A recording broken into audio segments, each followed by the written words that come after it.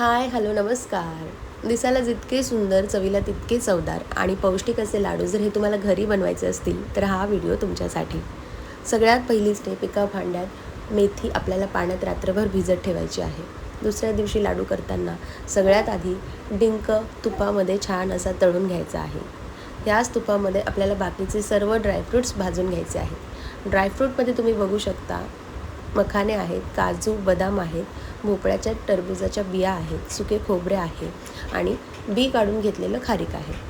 गूळ आहे चिरून घेतलेला. सो इतकं सगळं साहित्य आपल्याला हे लाडू बनवण्यासाठी लागणार आहे. मेथी भिजवलेली आहे पाण्यात, ती अशी काहीशी दिसत होती. एक एक करून आपल्याला सगळे भाजलेले ड्रायफ्रूट्स मिक्सरमध्ये बारीक वाटून घ्यायचे आहेत आणि एका भांड्यामध्ये काढून घ्यायचे आहेत. ड्रायफ्रूटचं मिश्रण तयार झालं की त्याच्यामध्ये नंतर ही मेथी ॲड करायची आहे आणि ती छान अशी मिक्स करून घ्यायची आहे. हे लाडू बनवताना अजून एक साहित्य आपल्याला वापरायचं आहे, ते म्हणजे गव्हाचं पीठ. गव्हाचं पीठसुद्धा तुपामध्ये छान असं भाजून घेतलं होतं, म्हणजे लाडू छान बांधता येतील. ह्या मिश्रणामध्ये शेवटी आपल्याला बडीशोप आणि वेलची ओबडधोबड क्रश करून घेतलेली आहे, ती ॲड करायची आहे. हे सगळं मिश्रण छान मिक्स करायचं, बाजूला ठेवून द्यायचं. गॅसवर कढई ठेवायची. कढईमध्ये तूप घालायचं, गूळ घालायचा, थोडंसं पाणी घालायचं आणि छान मिक्स करत राहायचं. हे तोपर्यंत मिक्स करायचं आहे जोपर्यंत त्याचं असं काहीसं दिसत नाही आहे. गुळाचा छान असा पाक या लाडवांच्या मिश्रणामध्ये ओतायचा.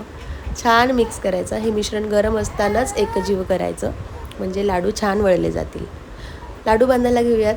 तुम्ही बघू शकता खूप म्हणजे खूप सुंदर पद्धतीने लाडू बांधले जात होते.